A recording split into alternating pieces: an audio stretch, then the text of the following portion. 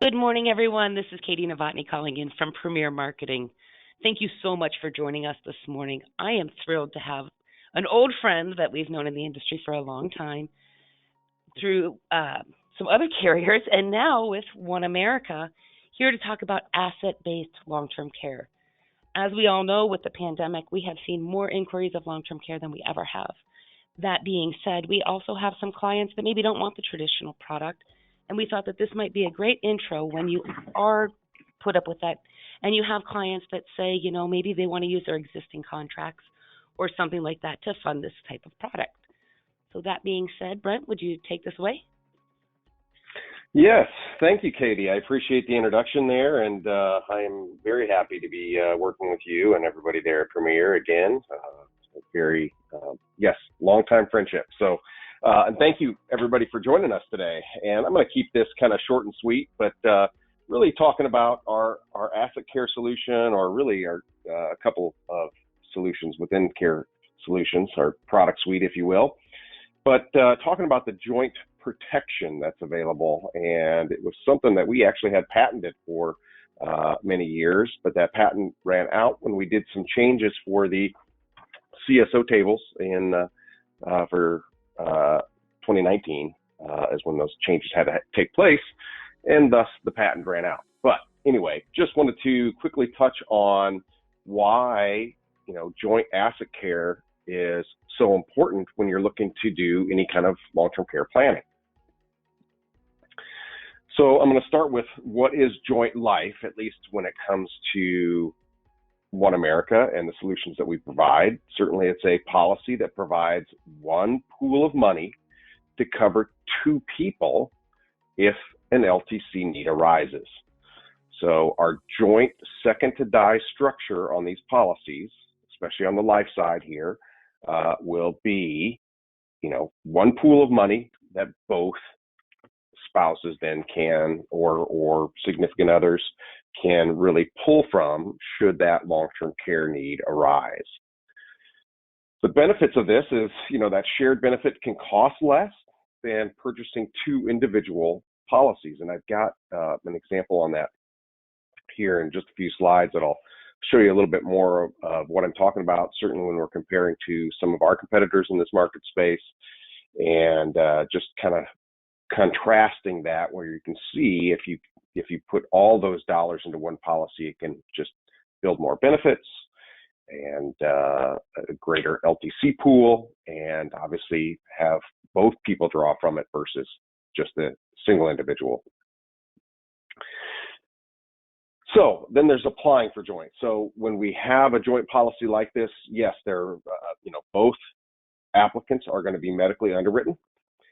So both must be apply and accepted for protection. Now, the nice things with our underwriting practices here at OneAmerica is that we can even table rate up to table 8 with our life plans. And that really helps us in certain situations where somebody may have a little bit more health history. Now, do we see a lot of that? No, but it does happen from time to time. Sometimes when there is a table rating, we have a little bit of limitation in the structure of the policies that we're putting together. But again, it's a great way, especially if maybe one has more health history than the other spouse, still get both of them covered by that same joint policy. Now, there's a number of factors that are based on when we're underwriting, obviously the ages of both of them, the genders, and then any underwriting classes that would maybe be applied if there was any type of rating that was needed. Now, when LTC is needed, obviously, if just one person needs LTC, they're going to tap into their death benefit, which is going to first come out. So they by creating this joint life structure, we're creating a death benefit to cover both lives, second to die structure. And if one needs it, we're going to start pulling from that death benefit. So that's kind of where they're pulling those LTC funds from first. Now, what's neat about this is if they both need it at the same time, extremely rare cases, but maybe one's already been on claim for a while and pulling from the death benefit, and then somebody that was maybe caring for their spouse now starts to dwindle themselves health-wise, and they now need to go on claim. They both can pull out of these policies from the death benefit at the same time, still up to the maximum monthly amount available for them. What that does, if they're both on claim at the same time, pulling from that death benefit, obviously that will reduce or shrink that death benefit quicker, thus moving them quicker into what we call a continuation of benefits portion. And I haven't talked about that yet, but in the structures, we really have a base policy plus a rider, and a rider could be for an extended period of time, whatever we built in the life plan, or even for lifetime benefits. So I quickly wanted to show, this is an older example, but kind of what I'm talking about. You could have, Jim and Bonnie here, both age 65, but instead of just using, $100,000 for Jim and $100,000 for Bonnie, now we've got $200,000 for both of them. We're going to cover them for a lifetime benefit, and that's throughout COB or continuation of benefits rider that I talked about. But this pool that they're drawing from for a monthly benefit amount is nearly $6,000 per month each. And they're drawing it from the combined death benefit right here of nearly $300,000. So that's kind of the structure on how it works, if you will. So there's obviously advantages of that. A higher monthly LTC amount. You've got that shared pool of funds. We can offer that, that lifetime COB that would guarantee that same monthly maximum amount for them that they could never outlive. And that's huge. In my next slide, really, I want to talk about that. Look, spouses share everything else. Why not put them both in the same policy? It makes things a little bit easier. It's simplicity around that. Don't have to remember two different, policy numbers and check out the different benefits and that sort of thing. Everything's all in one policy, making it a lot simpler. And again, because they share everything else, why not their long-term care plan as well? Now, I said I wanted to talk about why lifetime matters. And, I think the reason I bring this up is because so many advisors and insurance professionals alike tend to focus on, and maybe that comes from the consumer themselves as well. Well, hey, what's the average amount of time needed for care? Well, you can plan for the averages, but if I asked you a question, if I asked you, do you consider yourself average? I think most of us would say, no, of course, I'm above average. So nobody really wants to be average.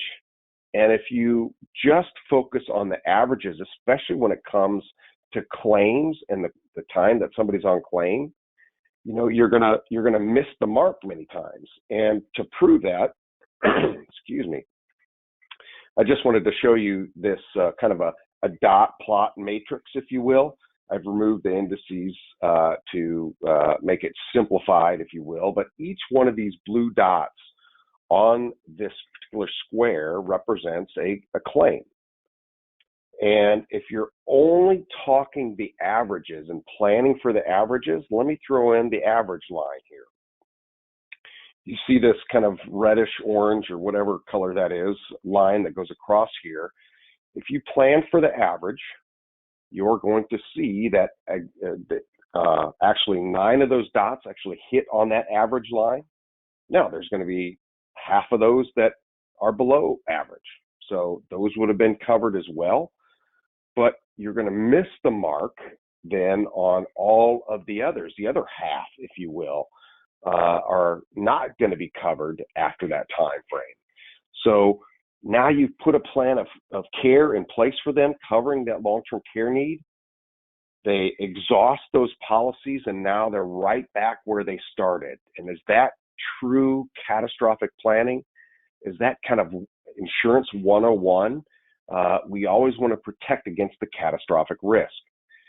And why I think lifetime matters so much, and I'm so happy that we have the COB rider that can cover somebody for life.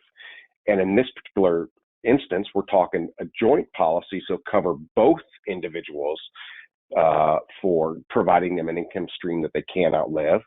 Here's what happens.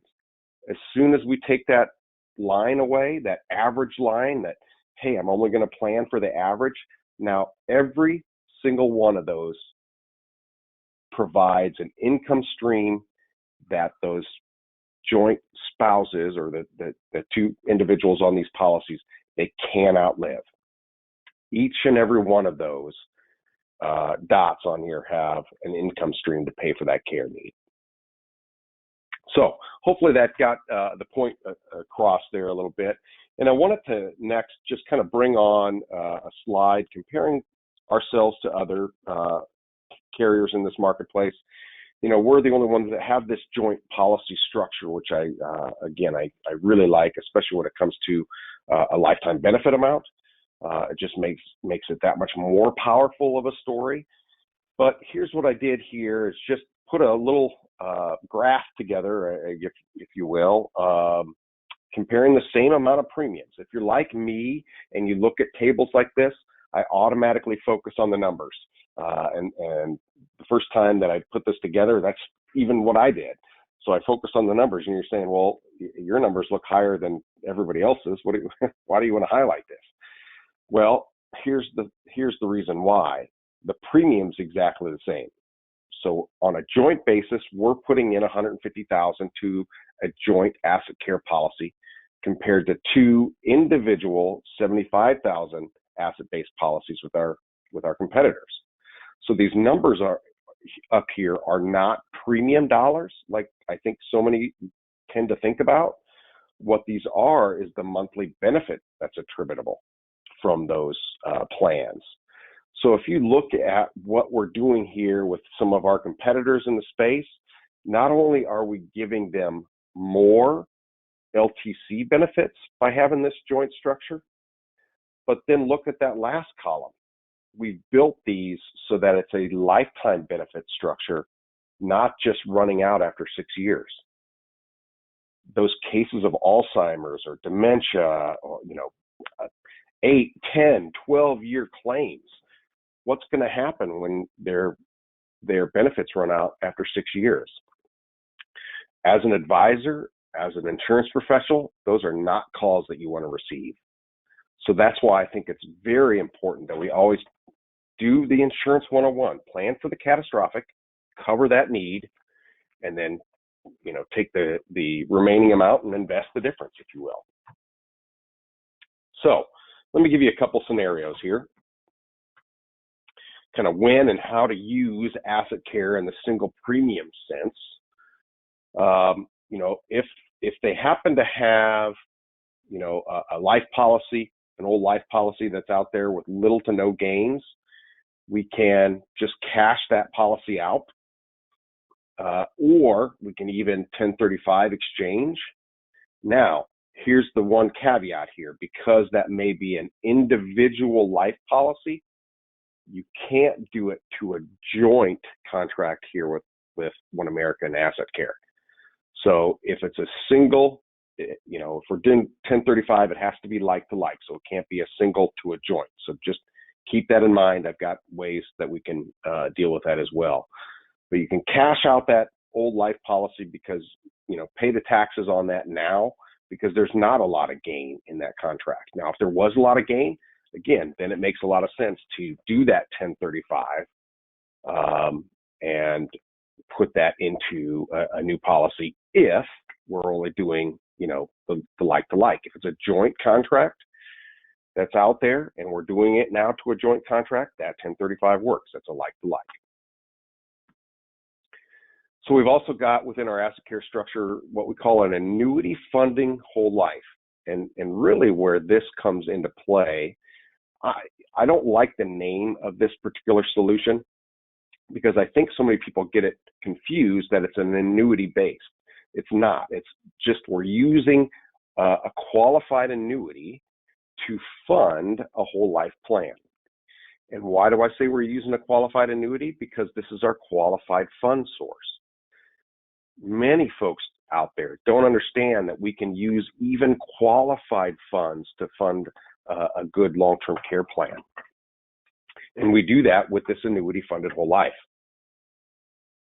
So if you think about these portfolios that are being built out in America today, over the last 25, 30 years, with the advent of 401ks and individual IRAs, all of these are being built pre-tax, so that it's qualified fund source, and you're going to have to, pay the piper at some point. The government wants their money, but what a great way to do it with our annuity funded whole life. We can still use a portion of those qualified funds, create a long-term care plan that will protect the whole portfolio.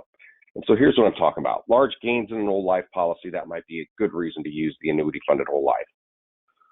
We could 1035 exchange, we could take some just regular qualified funds, whatever it is, and make sure that those taxes are paid on that old policy from those gains over time, not necessarily taking it all at once.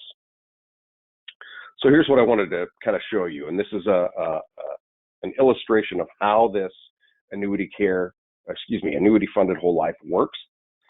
So let's say we have a $200,000, whether it's qualified funds or whether it's death benefit, doesn't really matter here, but we're going to use this funding source or this solution, annuity funded whole life, and it works exactly the same. So $200,000, we're going to take a transfer, put that into our deferred fixed interest annuity with an income rider. So that $200,000 gets an immediate bonus of 20%. So that $200,000 now becomes $240,000. So that's the qualified annuity that we have sitting over here at OneAmerica. So it's just a one-time transfer. Now what we do, the internal workings, over 10 years, we will fund the whole life plan. So we'll take out 10 equal distributions from that $240,000 to fund the whole life plan. So year one, we're going to take out that $24,000. Now that's where the taxes come in. So if these were all qualified funds, obviously you've got to pay the IRS. You're going to have that taxable portion, but we're spreading that out over 10 years and obviously giving you that bonus to help with that taxation piece as well. But a great way to use these qualified funds. So take out that $24,000 distribution in year one, that drops it down to $216,000. Now we can continue to do the math, but I think you get the picture.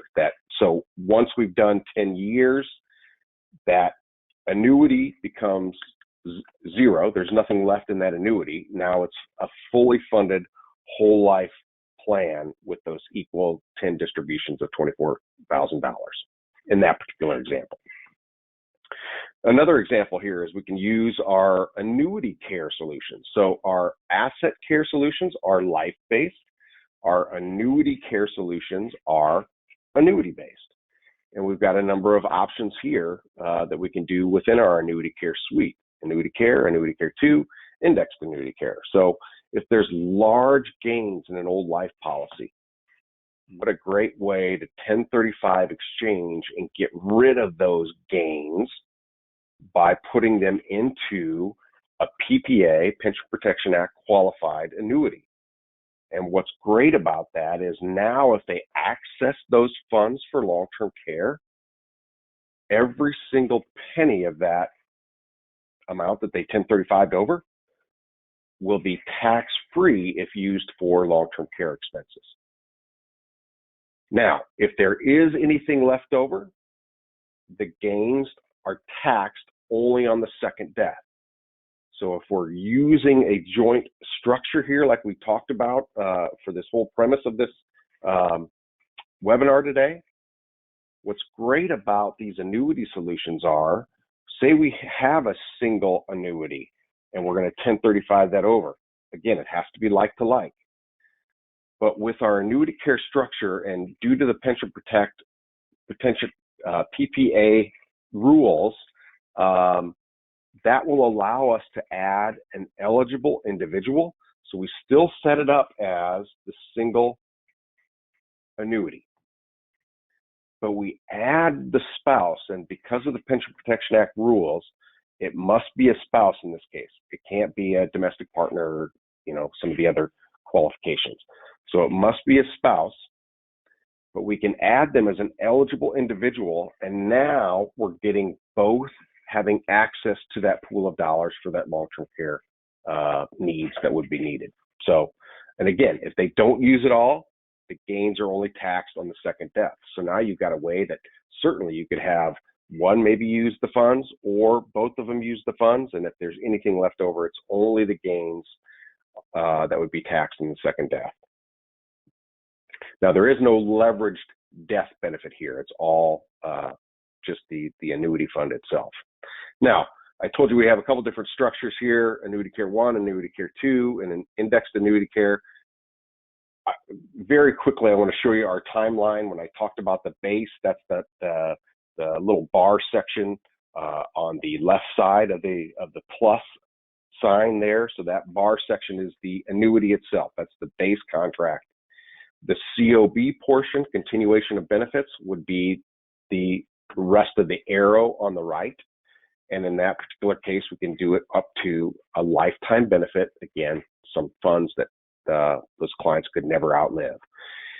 Our Annuity Care 2 solution is probably the most leverage, if you will, for that, but it's the only solution that we have that doesn't offer the lifetime benefit option. So just wanted to quickly mention that as well. So what sets us apart here at OneAmerica? We've got both life and annuity-based solutions. Again, that joint life, where we came from for this whole premise of this webinar, joint or single, but that joint is so powerful, especially when we're talking that unlimited benefit option. A variety of funding options, lots of ways that we can put these plans together, and you don't have to be the expert. That's where you come to Premier and talk to them about, hey, here's the client solution that I have. They will be able to help you craft a wonderful solution for your clients to protect them from or help in any of that long-term care planning. Talked about the lifetime benefits, claim concierge service. I don't have time for that today. And we've got very reasonable underwriting guidelines, height and weight charts. Obviously, being able to table rate really helps us in issuing these policies as well. So key takeaways here: reduced cost, larger benefit pool. By sharing this policy, reduce your costs, larger benefit pools. Possible of lifetime coverage for both with the optional lifetime COB rider.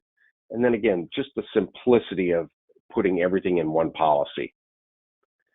So get started today. We've got a lot of different one-pagers, marketing materials that you can use, even some that are customizable, that if you want any of those, again, talk to the folks at Premier. We can get you set up, get some co-branded materials as well if you need, and start, looking at our joint options today. The last thing that I wanted to mention is feel free to connect with us. I use LinkedIn a fair amount, and so I would love to connect with you. If you happen to have your phones and can pull up your QR reader, you can quickly snap the pictures there and connect with me that way, or just certainly look me up. I'd love to connect with you.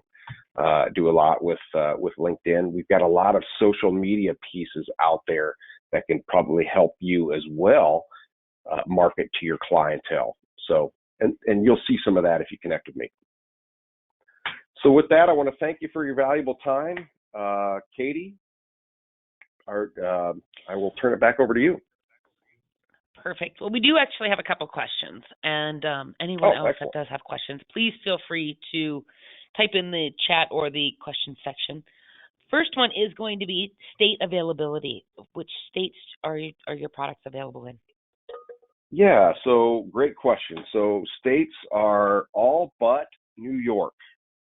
Unfortunately, New York is a state that I don't see us operating in anytime soon, but every other state we have solutions available.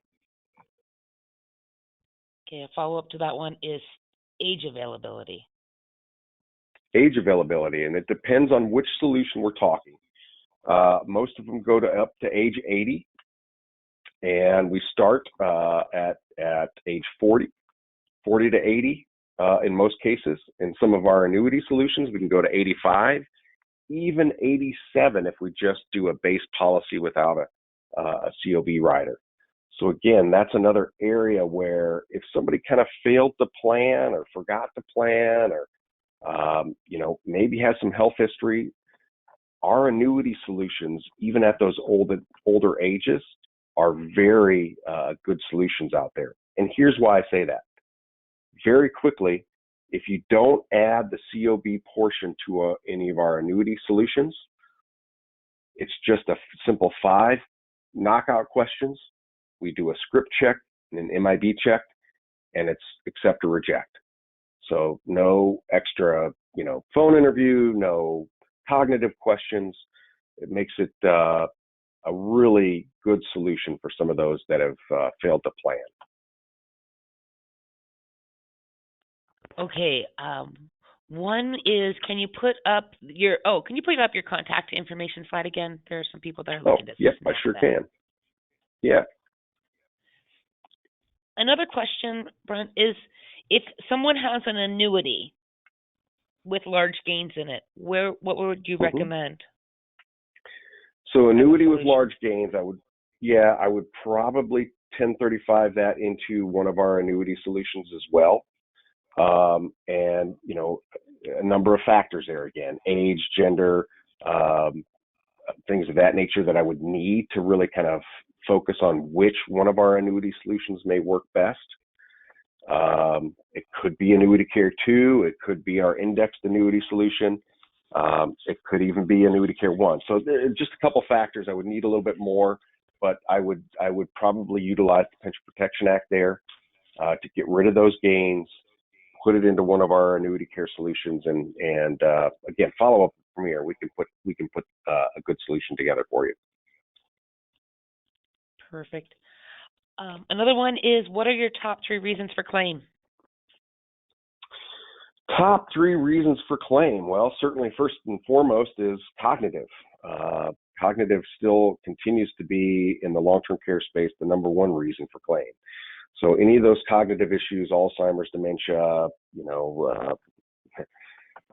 I won't go as far as a simple forgetting your keys, but sometimes that can be the start of it. So cognitive number 1, the number 2 and 3 reasons would all be around the ADL limitations. So whether it's, and I always like to think of this as your first 20 minutes of your day.